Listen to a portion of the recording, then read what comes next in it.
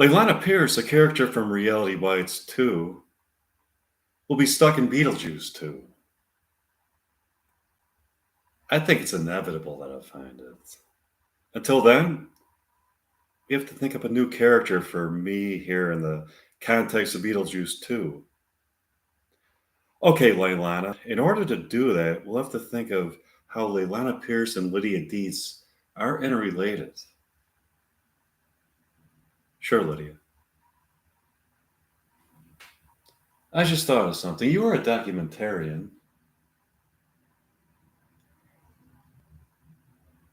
You could be a documentarian in this movie, making a documentary that can also be shown in Reality Bites too. That way, not only have you a new character here in Beetlejuice, not only you'll not only have a new character here in Beetlejuice too, but also further character development for your Leilana Pierce character in Reality Bites too. I like that idea. But what would the documentary be about? Not only do I have an idea for what the documentary would be about, but also what the title should be. It's a documentary about ghosts. High resolution film is known to capture ghosts on film. The only reason you don't see a lot of that is because it's rare to actually find ghosts. Ghosts usually are camera shy and evade people with cameras. Here in the realm where Beetlejuice 2 exists, ghosts run rampant. In the movie Reality Bites, Alana Pierce was a documentarian who filmed the lives of her and her friends in their struggles, joy, anger, and laughter. Now, in Reality Bites 2, Leilana Pierce can have a new documentary about ghosts. It'll be called You Are Observing the Ghost Realm. Wow, that's brilliant. I just had an idea. What's your idea? We could have the ghost film a documentary about what they are observing in the realm where Reality Bites 2 takes place.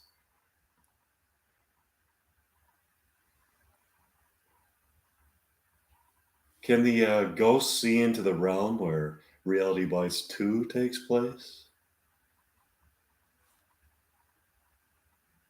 Yes, they can. They can spook and haunt the characters in Reality Bites 2. The characters in Reality Bites 2 may be in different situations when all of a sudden they hear haunting sounds that seem to beckon them. Incidentally, that gives us characters for us to be in Reality Bites 2. We would be the ghosts from Beetlejuice 2 interacting with the characters in Reality Bites 2, helping them to find these ghosts. So, in that way, there would be characters for the people in Beetlejuice 2 to portray in Reality Bites 2. The documentary that the ghosts are making would be called You Are Being Observed by the Ghost Realm. This should be wonderful. I'm excited to get it started. Look out the window, Leilana. Do you see that taxi cab? I see it. It's driving itself.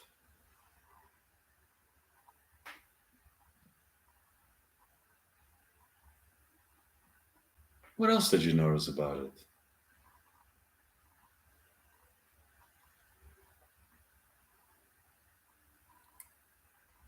It's a taxi cab that was driven near the set during the filming of Reality Bites 2. We kept looking at it, but didn't see a driver at the wheel. Now, here we are in the set of Beetlejuice 2. I just thought of something. I wonder if it's doorway, so to speak, to the set of Reality Bites 2.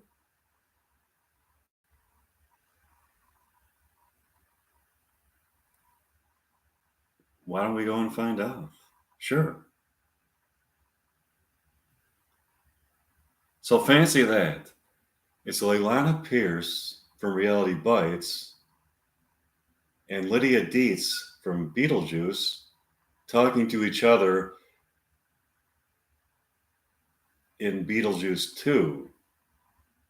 Now, Lydia Dietz crossed over from Reality Bites into Beetlejuice too. So I think that's a pretty fascinating concept myself. Um,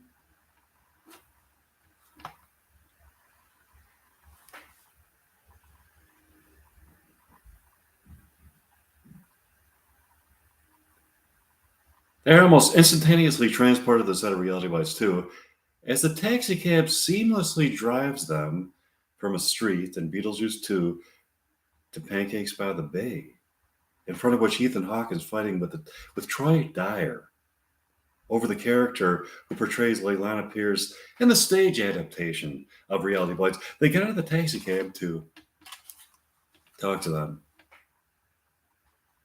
Hi, Ethan. Excuse me, other guy. Um, his girl who portrays Leilana Pierce in the stage adaptation of Reality Bites. Hi, girl who portrays Leilana Pierce in the stage adaptation of Reality Bites. I crossed over into the realm where Beetlejuice 2 exists to explain something to you. For starters,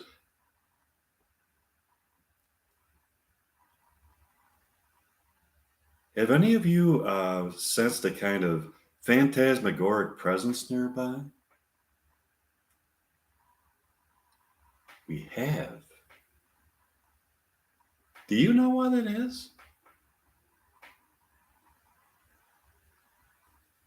It's because you are being observed by ghosts in the realm where Beetlejuice 2 exists for a documentary called You Are Being Observed by the Ghost Realm.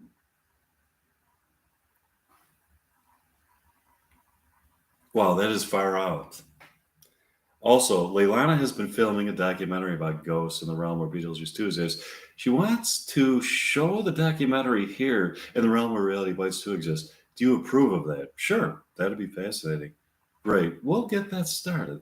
They talk in the evening. They get up the next morning to go to Pancakes by the Bay for breakfast and coffee. The waitress, Penelope, takes her order. Good morning, people. How can I help you?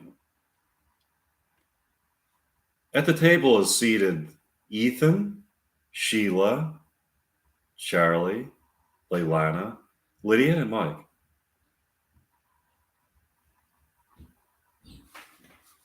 I'll have the Bayside griddle cakes with butter and strawberry syrup and a cup of mountain morning coffee.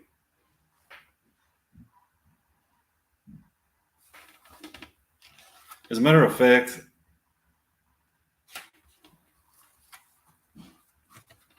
would the rest of you like the same? They nod their heads in approval. Penelope brings out the food and they begin to feast. Oh, there's so much to talk about this at this table with Mike Meyer, Leilana Pierce, Ethan Hawke, Sheila Henderson, and Charlie Tamlinson, and Lydia Dietz here. All of a sudden, the same woman in the Corvette with this mysterious package can be seen. The woman gets out of the Corvette and walks up to what appears to be a ghost in the street. It is a faint apparition and has a barely perceptible countenance which bespeaks an otherworldly involvement. Though barely perceptible, the ghost has the appearance of a beautiful woman in her 20s with dark hair and green eyes.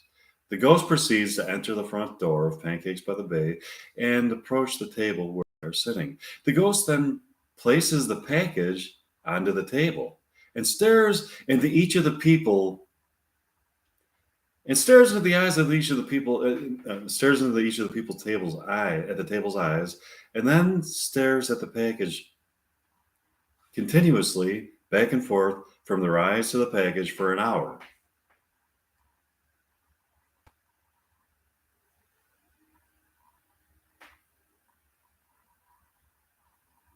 Ethan, Leilana, Lydia, Mike, Sheila, and Charlie sit there mesmerized as this ghost continues to stare back and forth from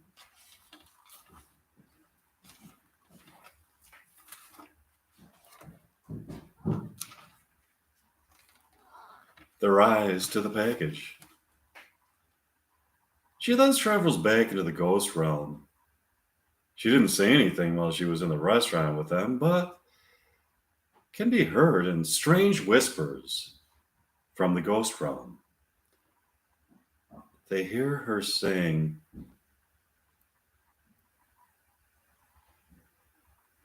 "Do not open this package till I tell you to. Keep it in a safe place." I wonder what is in this package. I'm not sure, Mike. In order to determine what it might be, maybe we should be thinking of why a ghost would deliver a package to us.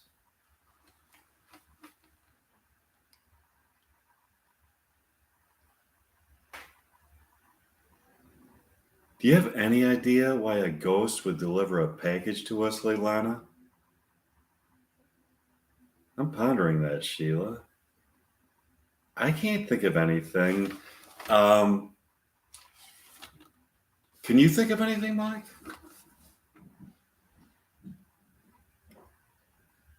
Here's a profound theory for you. Maybe contained within the box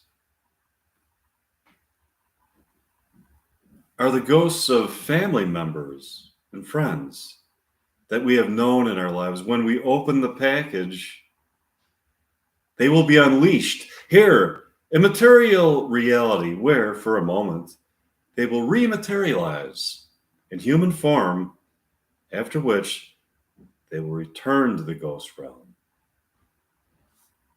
That's a cool theory, Mike, but how did you arrive at it?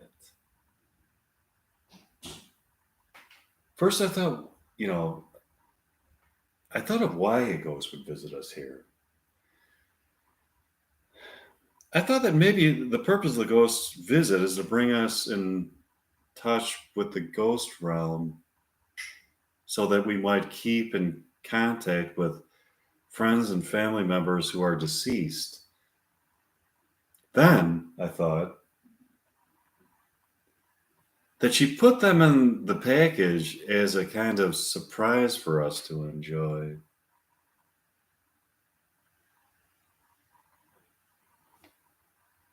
I hope that's correct.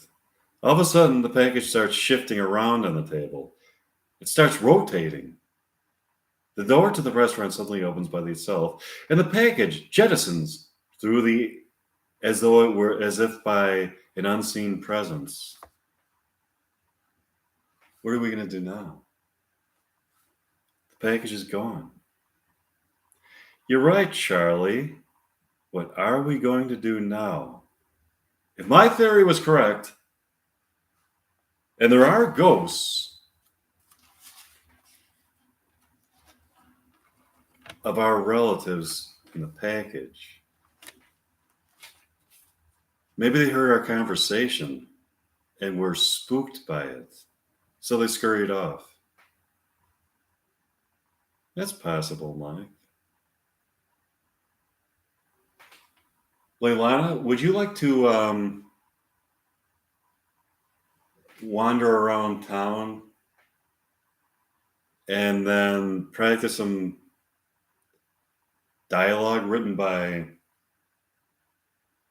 William Shakespeare and other famous playwrights? Sure, Mike. Mike and Leilana practice some dialogue. Here's an excerpt from it.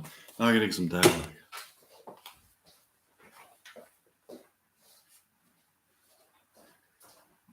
Um,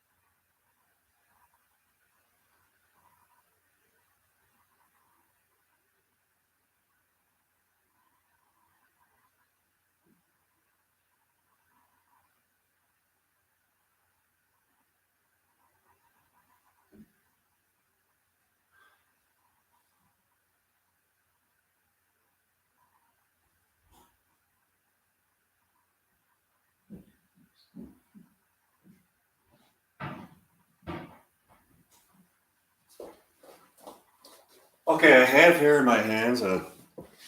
This is a play that was written by Tennessee Williams. It's called A Streetcar Named Desire. 1947. Okay.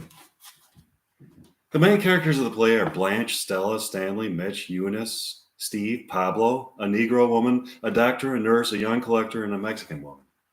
Okay, so scene one. Okay, wait. The exterior of a two-story corner building on a street in New Orleans, which is named Elysian Fields and runs between the L&N tracks and the river. The section is poor, but unlike corresponding sections in other American cities, it has a raffish charm. The houses are mostly white frame, weathered gray, and rickety, with rickety outside stairs and galleries and quaintly ornamented gables. This building contains two flats, upstairs and down. Faded white stairs ascend to the entrance of the both. I can see this is really good right away. It's great writer, Tennessee Williams. Okay. Um, I never even read this. Okay. It is first It is first dark of the evening early in May. The sky that shows around the dim white building is a peculiarly tender blue, almost a turquoise, which invests the scene with a kind of lyricism and gracefully attenuates the atmosphere of decay. You can almost feel the warm breath of the Brown River beyond the river warehouses with their faint redolences of bananas and coffee. Um, a corresponding air is evoked by the music of Negro entertainers at a barroom around the corner. In this part of New Orleans, you are practically always just around the corner, or a few doors down the street from a tinny piano being played with the infatuated fluency of brown fingers. This blue piano expresses the spirit of the life which goes on here. This is really good. Wow. Okay. Um, Two women, one white and one colored, are taking the air on the steps of the building. The white woman is Eunice, who occupies this upstairs flat. The colored woman on a neighbor. See, I mean, these are things that you can't really say anymore because of political correctness. But this was written in 1947, so okay. um, For New Orleans is a cosmopolitan city where there's a relatively warm and easy intermingling of races in the old part of the town. Above the music of the blue piano, the voices of people on the street can be heard overlapping. Scene one. Two men come around the corner, Stanley Kowalski and Mitch. They're about 28 or 30 years old, roughly dressed in blue denim work clothes. Stanley carries his bowling jacket in a red stained package from a butcher's. They stop at the foot of the steps. Stanley billing. Hey there, Stella, baby. Stella comes out on the first floor landing, a gentle young woman, about 25. Yet of a background obviously quite different from her husband's. Stella, don't holler at me like that. Hi, Mitch. Catch, what? Meat. He heaves the package at her. She cries out in protest but manages to catch it. Then she laughs breathlessly. Her husband and his companion have already started back around the corner. Stella comes after. Stanley, what are you doing? Bowling. Can I come watch? Come on. He goes up.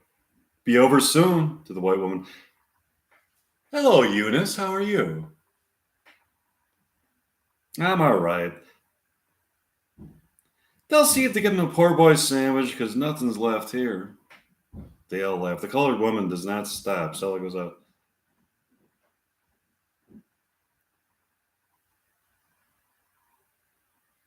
What was that package that he threw at her? She rises from steps, laughing louder. You hush now. What? She continues to laugh. Blanche comes around the corner carrying a valise. She looks at a slip of paper then at the building, then again at the slip, and then at the building. Her expression is one of shocked disbelief. Her appearance is incongruous to this setting. She is daintily dressed in a white suit with a fluffy bodice. How do you pronounce that? Bodice or bodice? Whatever. Necklace and earrings of pearl, white gloves and hat, looking as if she were arriving in a summer tea or cocktail party in the Garden District. She is about 5 years older than Stella. Her delicate beauty must avoid a strong light. There is something about her uncertain manner, as well as her white clothes, that suggests a moth.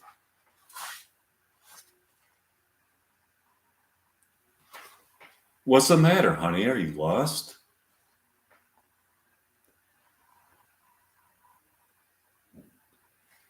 They told me to take a streetcar named Desire and then transfer to one called Cemeteries and ride 6 blocks and get off at Elysian Fields. That's where you are now.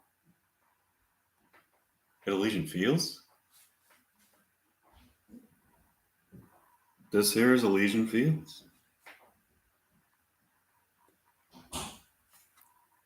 They mustn't have understood what number I wanted. What number are you looking for? 632. Blanche Worley refers to the slip of paper. You don't have to look no further.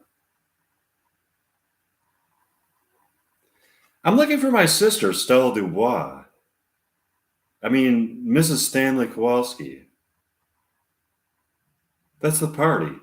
You just did miss her, though. This? Can this be her home? She's got the downstairs here, and I got the up. Oh, she's out? You noticed that bowling alley around the corner? I'm not sure I did. Well, that's where she's at, watching her husband bowl.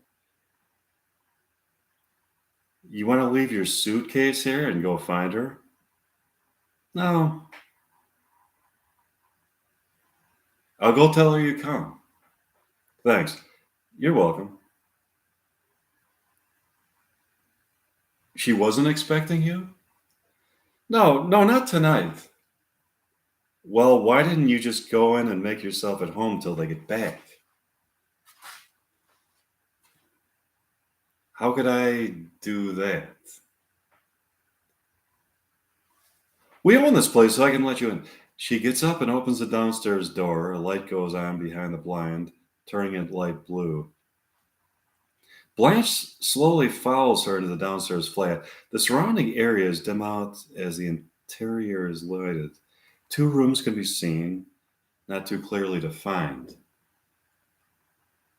The one first entered is primarily a kitchen, but contains a folding bed to be used by Blanche. The room beyond this is a bedroom. Off this room is a narrow door to a bathroom. It's sort of messed up right now, but when it's clean, it's real sweet. Is it? Uh-huh, I think so. So, you're Stella's sister? Yes. Thanks for letting me in. Por nada, as the Mexicans say. Por nada. Stella spoke of you. I think she said you taught school. Yes. And you're from Mississippi, huh? Yes. She showed me a picture of your home place, the plantation. Bella Rev? A great place with white columns, yes. A place that must be awful hard to keep up. If you'll excuse me, I'm just about to drop. Sure, honey, why don't you sit down? What I meant was I'd like to be left alone. I'll make myself scarce in that case.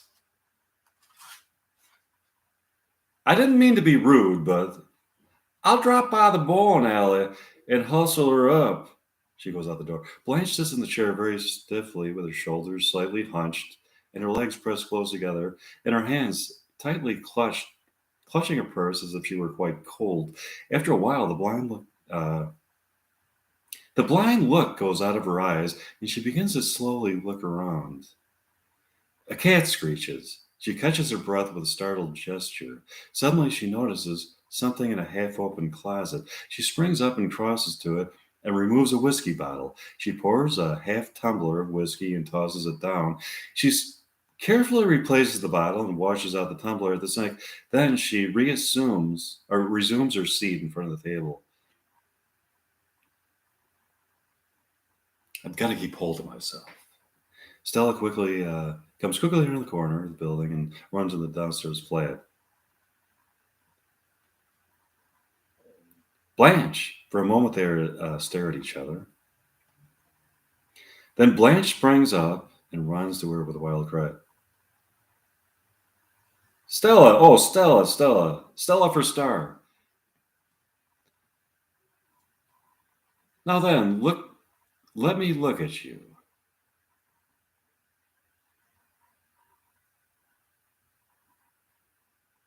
But don't you look at me, Stella. No, no, no, not till later.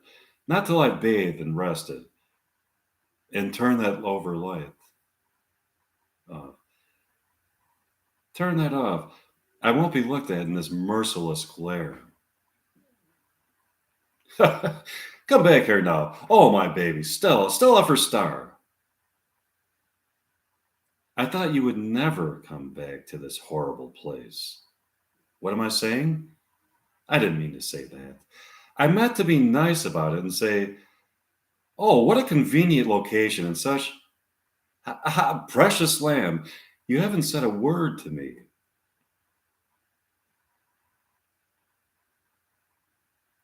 You haven't given me a chance to, honey. Uh, well, now you talk. Open your pretty mouth and talk while I look around for some liquor. I know you must have some liquor on the place. Where could it be? I wonder. Oh, spy, I spy. She rushes to the glass and removes the bottle. She is shaking all over and panting for breath. As she tries to laugh, the bottle nearly slips from her grasp.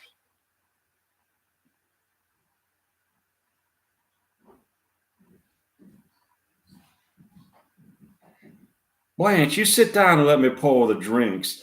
I don't know what you've got. I don't know what we've got to mix with.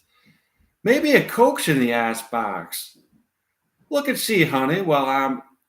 No Coke, honey, not with my nerves tonight. Where is Stanley? Bowling. He loves it. They're having a found some sort of tournament. Just water, baby, to chase it. Now, don't get worried. Your sister hasn't turned into a drunkard. She's just all shaken up and hot and tired and dirty. You sit down now and explain this place to me. What are you doing in a place like this? Now, Blanche. Oh, I'm not going to be critical. I'm going to be honestly critical about it. Never, never, never in my worst dreams could I picture only Mr. Edgar Allan Poe could do it justice.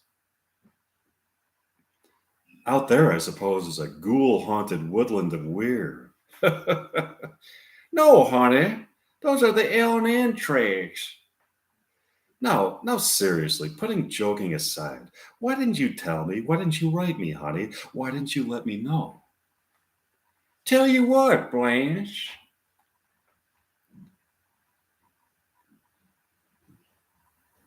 Why that you had to live in these conditions? Aren't you being a little intense about it? It's not that bad at all. New Orleans isn't like other cities. This has got nothing to do with New Orleans. You might as well say, forgive me, blessed baby. The subject is closed. Thanks. During the pause, Blanche stares at her. She smiles at Blanche. Looking down at her glass, which shakes in her hand. You're all I got. Oh, wait a minute. Okay. You're all I've got in the world. And you're not glad to see me? Why, Blanche? You know that's not true. No? I've forgotten how quiet you were. You never did give me a chance to say much, Blanche. So I just got in the habit of being quiet around you. A good habit to get into. You haven't asked me how I happened to get away from school before the spring term ended. Well, I thought you'd volunteer that information. If you wanted to tell me. You thought I'd been fired? No, I thought you might have resigned. I was so exhausted by all that I've been through. Nerves broke. I was on the verge of lunacy almost. So Mr. Graves is the high school superintendent. He suggested that I take leave of absence. I couldn't put all of those details in the wire. Oh, this buzzes right through me and feels so good. Won't you have another? No, one's my limit. Sure? You haven't said a word about my appearance. You look just fine. God, love you for a liar. Daylight never exposed so total a ruin. But you put on some weight. Yes, you're just as plump as a little partridge, and it's so becoming to you. Yes, it is. It is, or I wouldn't say it. You just have to watch around the hips a little. Stand up, but no, you hear me? I said stand up. You messy child. You've split something on that pretty white lace collar about your hair. You ought to have it cut in a feather bob with your dainty features. Stella, you have a maid, don't you? No, with only two women's rooms. It's what? Two rooms, did you say? This one and the other one? She laughed sharply. There's an embarrassed silence. Oh, okay. I'm going to take just one little tiny nip more, sort of to put the stopper on, so to speak, then the bottle away so I won't be tempted. I want you to look at my figure. You know, I haven't put on an ounce in 10 years, Stella. I weigh what I weighed the summer you left Belle Rev. The summer Dad died and left us. It's just incredible, Blanche, how you're looking, how well you're looking.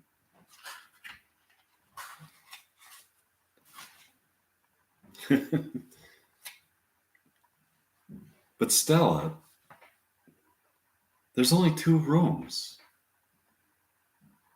I don't see where you're going to put me. We're going to put you in here. What kind of bed's this? One of those collapsible things? Does it feel all right? Wonderful, honey.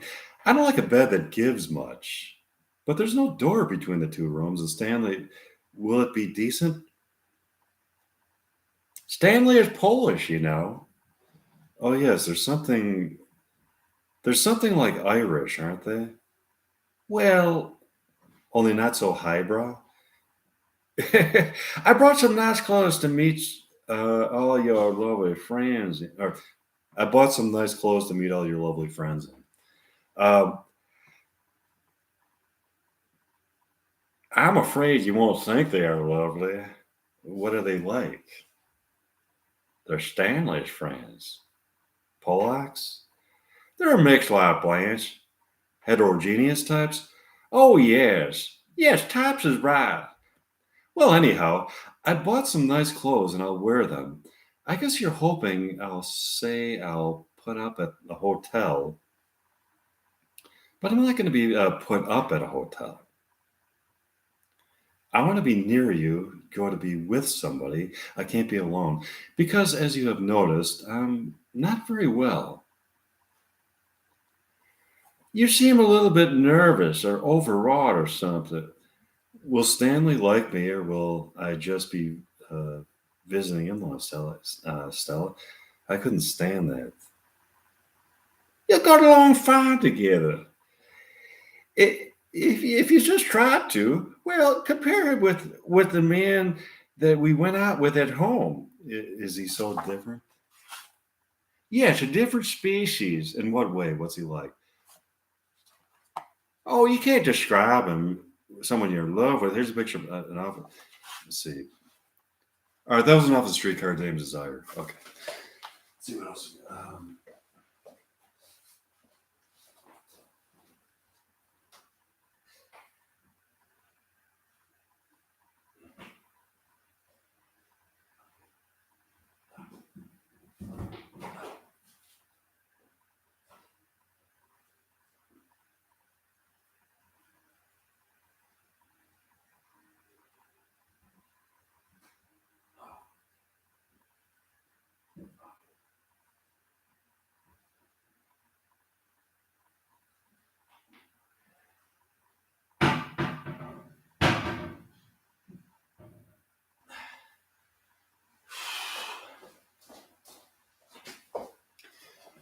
Now, this is a book that I recently purchased. It's called Masterpieces of the Drama, fifth edition.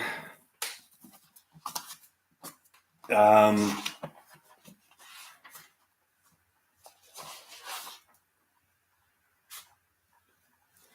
there's all these different plays, and all these classic plays, and these are some of these like really early plays. We got Shakespeare in here. We got Euripides, Aristophanes, Sophocles, Oscar Wilde, Richard Brinsley Sheridan, Jean Racine, William Wycherley, Moliere. Wait a minute, I know Eugene O'Neill, Sean O'Casey, George Bernard Shaw. Wait a minute. Okay. Okay. I'm going to try this Oscar Wilde thing, I guess. Yeah, Oscar Wilde. Okay. The Importance of Being Earnest. Okay. I don't know what the fuck it's about, but I'm just going to give it a shot. Okay. Oscar Wilde.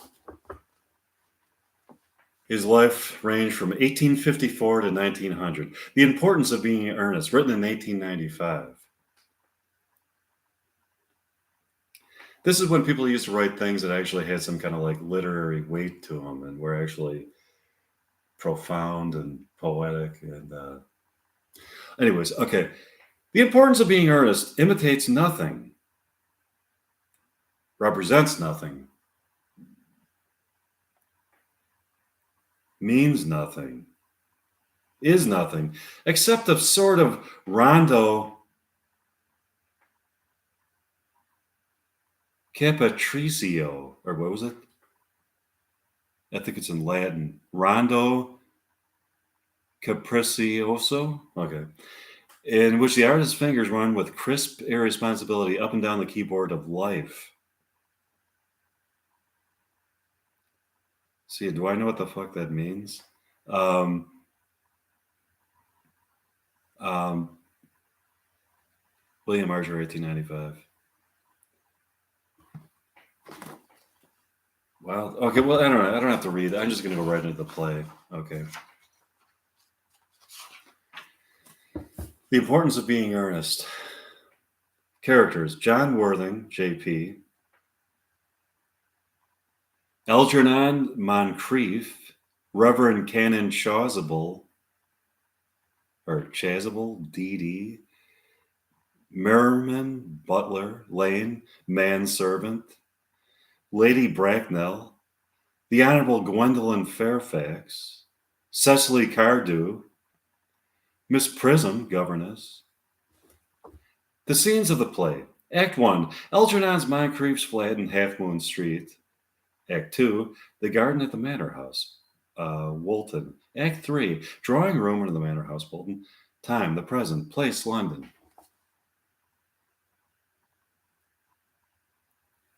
JP, Justice of the Peace here, indicating a county gentleman with extensive property.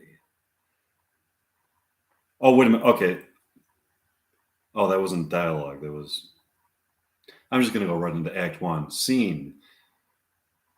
Okay, morning room in Algernon's flat in Half Moon Street.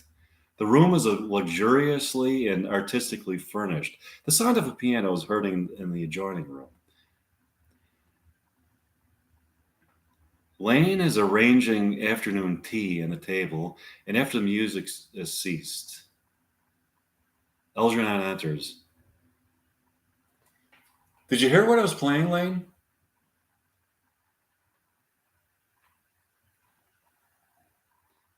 I didn't think it polite to listen, sir.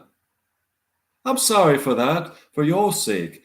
I don't play accurately. Anyone can play accurately, but I play with a wonderful expression. As far as the piano is concerned, sentiment is my forte. I keep science for life. Yes, sir.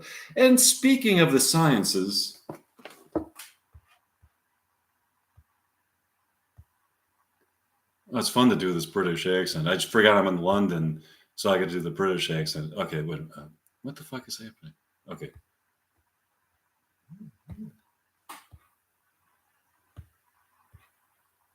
Okay. Um,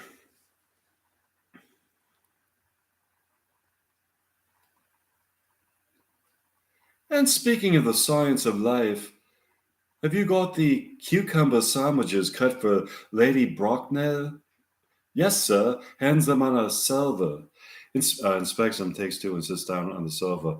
Oh, by the way, Lane, I might see your book that on Thursday night, when Lord Sherman and Miss Worthing, were dining with me, 8 bottles of champagne are entered as having been consumed. Yes, sir, 8 bottles and a pint. Why is it that at a bachelor's establishment the servants invariably drink champagne? I ask merely for information. I attribute it to the superior quality of the wine, sir. I have often observed that in married households the champagne is rarely of a first-rate brand. Good heavens! Is marriage so demoralizing as that? I don't know if I'm doing that English accent perfectly, but I'm trying. Okay. I believe it is a very. Okay.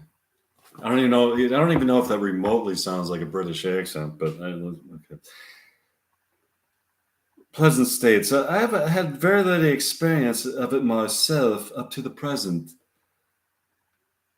I have only been married once. That was in consequence of a misunderstanding between myself and a young person.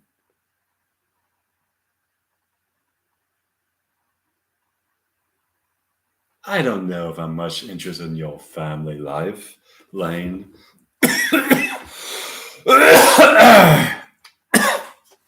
No, sir. It is not a very interesting subject. I never think of it myself. Very natural, I am sure. That will do, Lane. Thank you. Thank you, sir. Lane's views on marriage seem somewhat lax. Really, if the lower orders don't set us a good example, what on earth is the use of them? They seem, as a class, to have absolutely no sense of moral responsibility.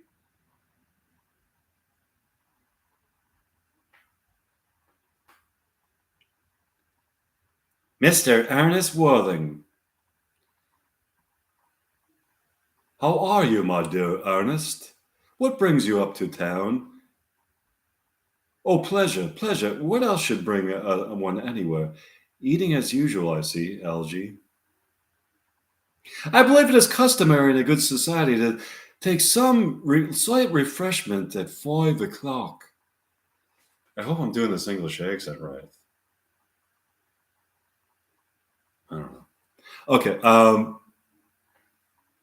Where have you been since last Thursday? In the country. What on earth do you do there? When one is in town, one amuses oneself. When one is in the country,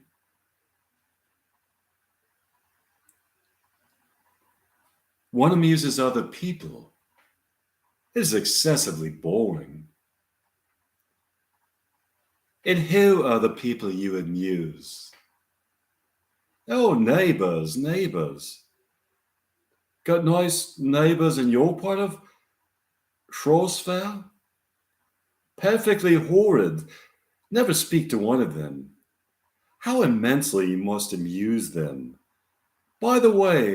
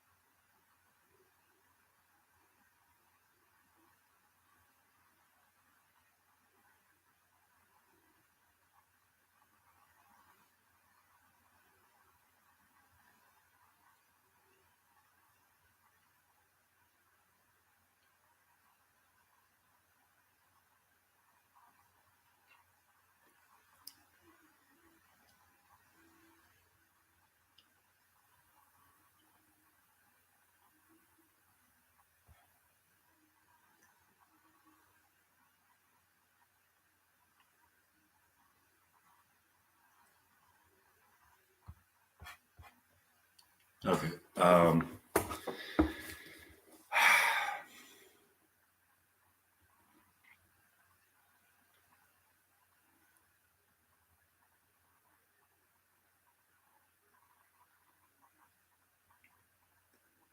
Shrewsbury, in your is your country, is it not?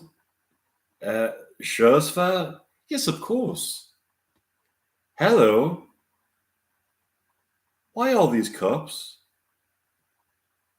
Why cucumber sandwiches? Why such reckless extravagance in one so young? Who is coming to tea? Oh, merely Aunt Augusta and Gwendolen. How perfectly delightful. Yes, that is all very well, but I'm afraid Aunt Augusta won't quite approve of your being here. May I ask why? My dear fellow, the way you flirt with Gwendolen is perfectly disgraceful. It is almost as bad as the way Gwendolen flirts with you. I am in love with Gwendolen. I have come up to town to expressly propose to her. I thought you had come up for pleasure. I call that business. How utterly unromantic you are. I really don't see anything romantic in proposing. It is very romantic to be in love, but there's nothing romantic about a definite proposal. Why, one might be accepted, one usually is, I believe. Then the excitement is all over, all over. The very essence of romance is uncertainty. If I ever get married, I'll certainly try to forget the fact. I have no doubt about that, there, Algie. Or algae, whatever. The divorce court was specially invented for the people whose memories are curiously constituted. Oh, there's no use in speculating on that subject. Divorces are made in heaven. Please don't touch the cucumber sandwiches. They are ordered specially for Aunt Augusta. Well, you have been eating them all the time. That is quite different. That is quite different matter. She is my aunt. Have some bread and butter. The bread and butter is for Gwendolen. Gwendolen is devoted to bread and butter. Um, and very good bread and butter it is too. Well, my dear fellow, you need not eat if you were as whatever. I'm going to go do another play. Okay, let's see. So that was a little bit of what's it called again?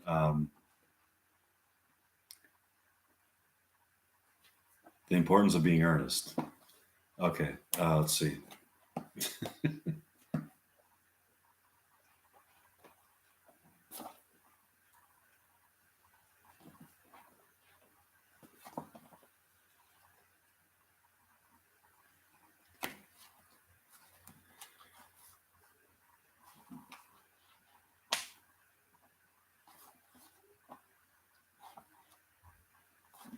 Get some Shakespeare. I was going to pick a Shakespeare one out and let's see what. Oh, Shakespeare.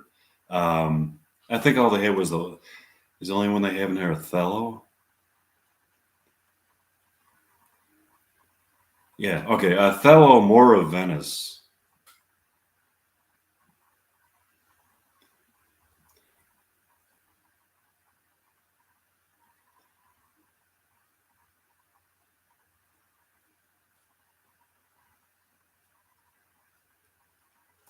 Okay.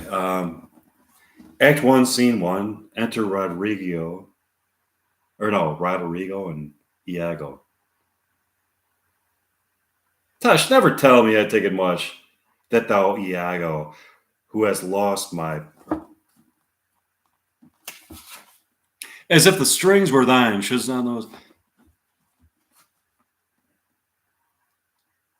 the blood. But you will not hear me. If I ever did dream of such a matter, abhor me. Thou toldst me thou didst hold it. Despise me if I do not. Three great ones. In personal suit to make. I'm gonna find. I want to find like a male female scene. Um,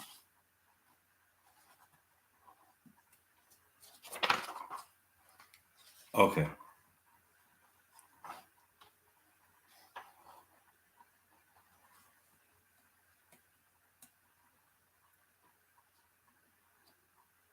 Let it be so. Good night to everyone. And noble, if I virtue no delighted beauty lack, your son-in-law is far more fair than black. Adieu, brave Moor. You look to her more, if thou hast eyes to. She has deceived her father, and may thee. My life upon her faith, honest Iago. My Desdemona must I leave to thee. I prithee, let thy wife attend on her, and bring them after in the best advantage. Come, Desdemona, I have but an hour of love, of worldly matters and direction, to spend with thee. What sayest thou, noble heart? What will I do, thinkest thou? Why, go to bed and sleep. I will incontinently drown myself. If thou dost, I shall never love thee after. Why, thou silly gentleman?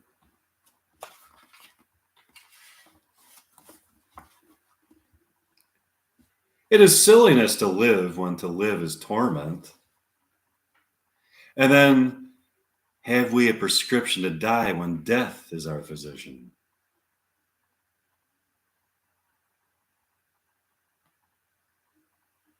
Oh, villainous!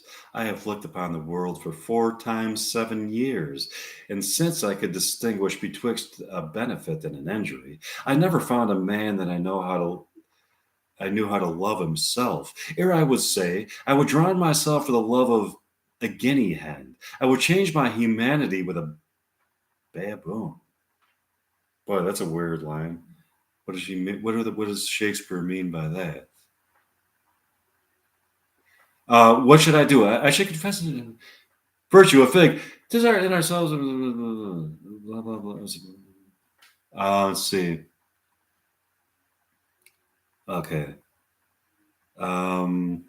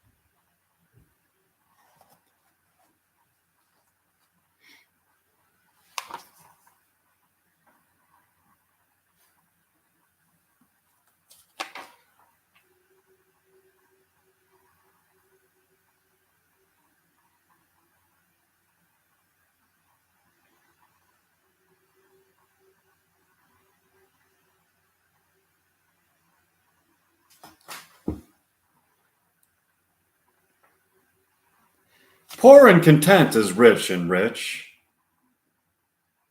but rich as fineless is as poor as winter.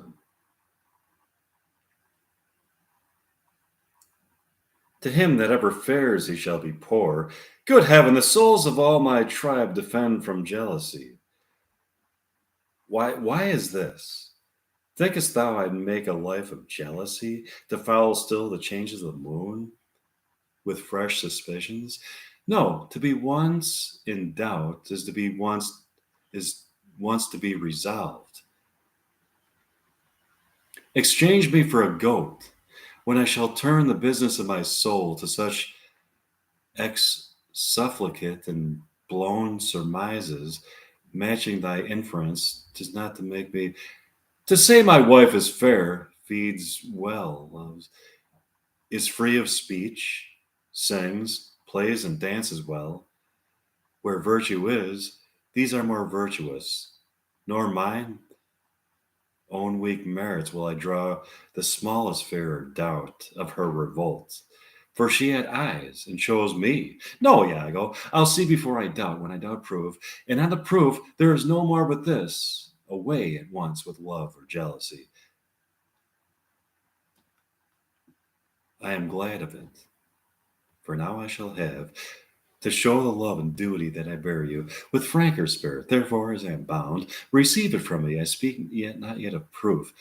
Look to your wife. Observe her well with Cassio. Were your eye thus, not jealous nor secure, I would not have your free and noble nature out of bounty be abused. Look to I know our country disposition well. In Venice, they do let heaven as she pranks, they dare not show their husbands. Their best conscience is not to leave undone, but to keep unknown.